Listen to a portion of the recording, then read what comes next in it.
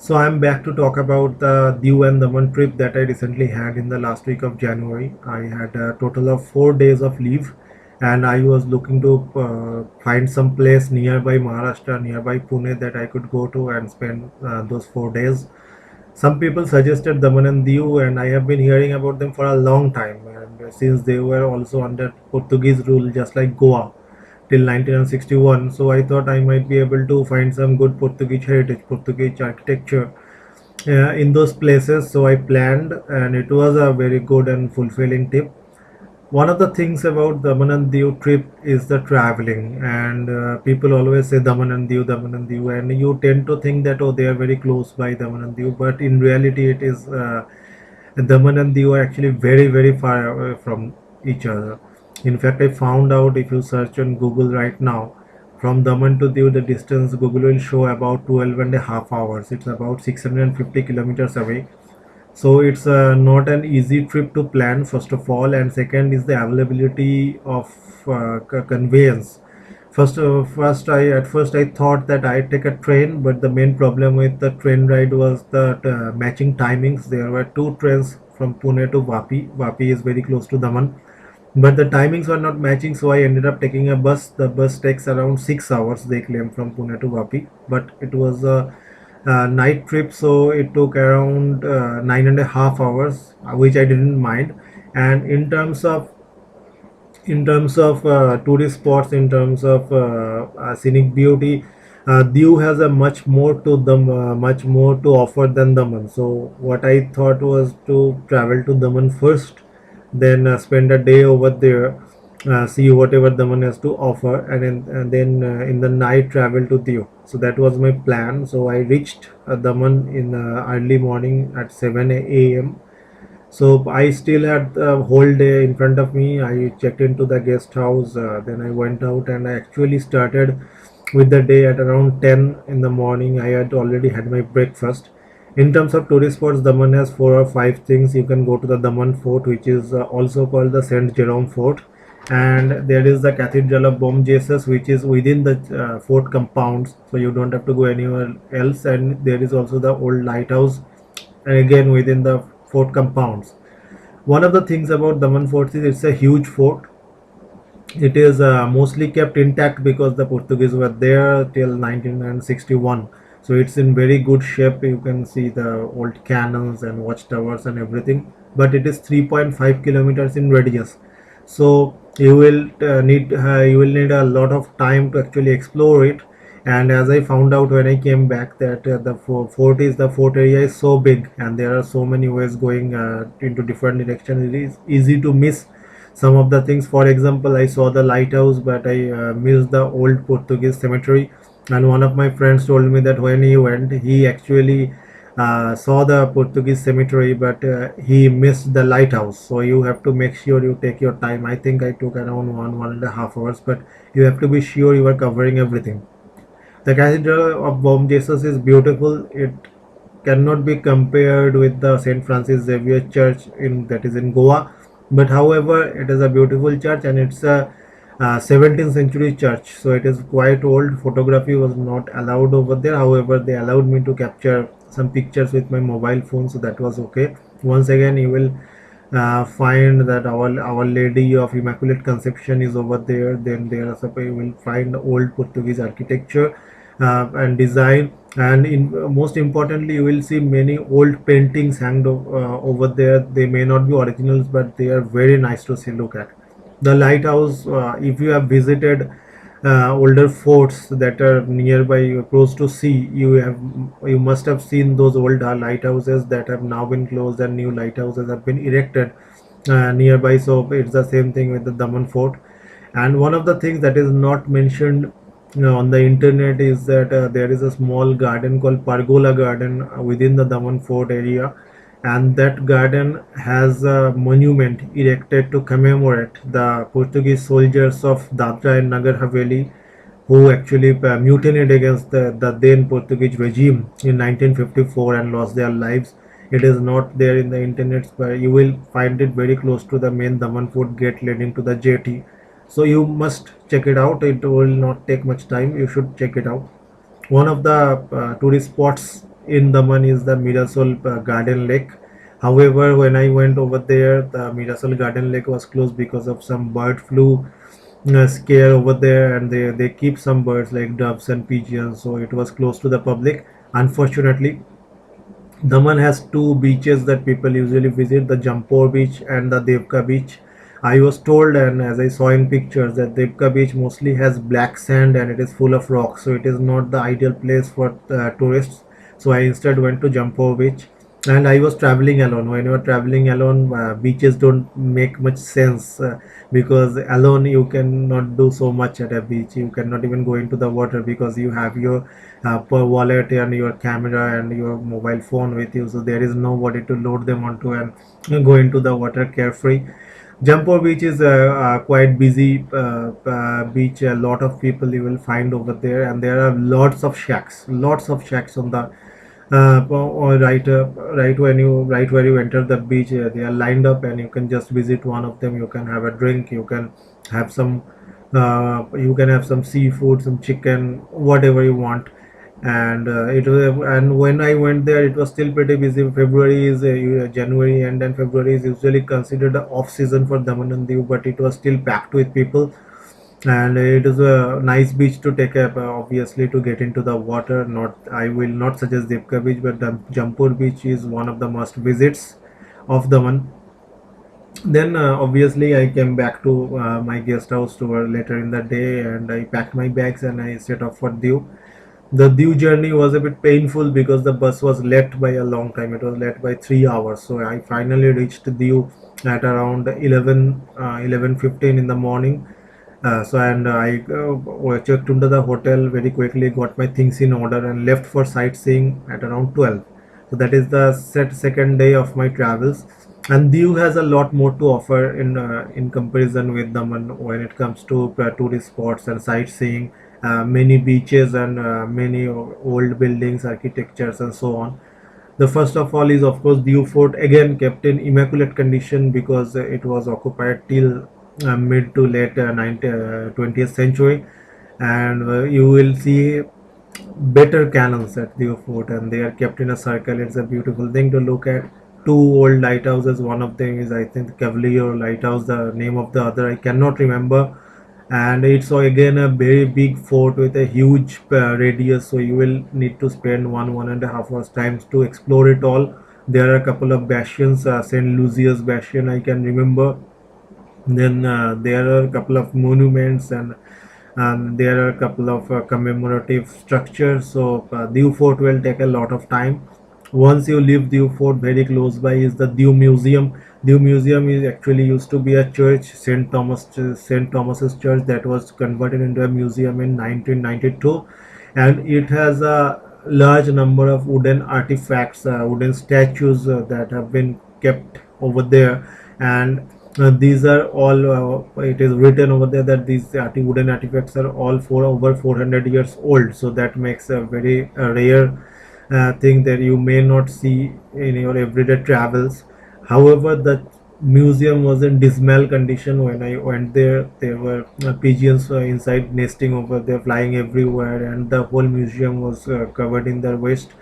The statues were not properly cleaned, it seems, and there were dust and dirt everywhere. So I have already sent a mail to Archaeological Survey of India about this. I don't know if they will do anything about it or not. Once you leave the Diu Museum, then you have, of course, the St. Paul's Church. St. Paul's Church, from the inside, it is almost like a sister church to the Daman Cathedral of Bom Jesu, because the architecture inside are the same. You will have the paintings and again the Lady of Immaculate Conception. But from the outside, it is beautiful, and you cannot access all the parts of the church because there is also a school, operating school over there. But it's so beautiful that you will just like to stand there and click pictures all day. One of the most interesting things that I found in Diu was the Naida caves. We have all seen a lot of Buddhist caves, but Naida caves are different. It's a man-made, natural come man-made system of caves where people used to stay at certain point of time. And it's a beautiful place to be at, because once you are inside the caves, you climb down a flight of stairs, you are inside the caves, and The caves have little openings at the top in the roofs, and the sunlight seeps through just enough to create a mystical surrounding around you. The light and dark plays a pivotal role in enjoying the Nida caves, and you just want to sit over there and take all of it and take in the whole experience of it. So Nida caves is a must see in view. You should not miss it.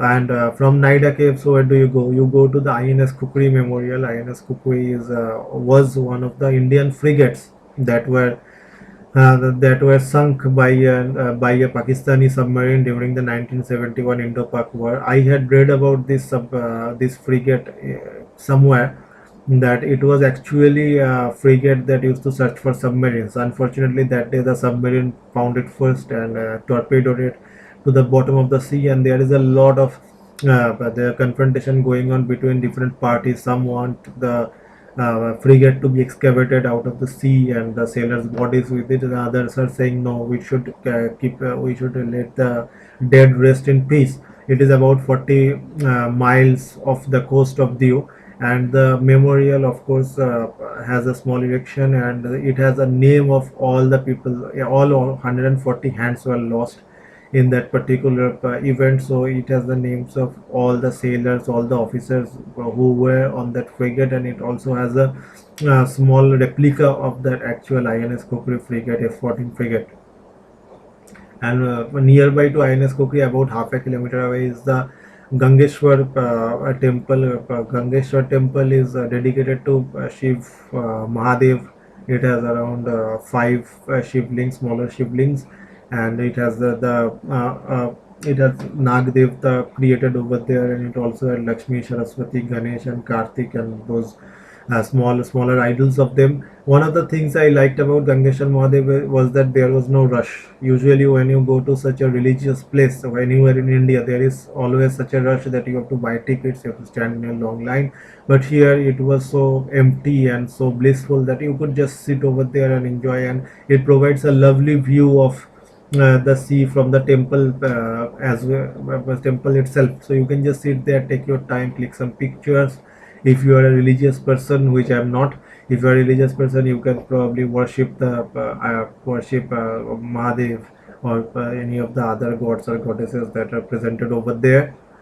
So that was sort of my first day in Diu. And oh yes, the guest house I was staying in, right opposite, across the road, right opposite that guest house, I think it was about a 2 minutes walk, is the beach called Ghogla Beach.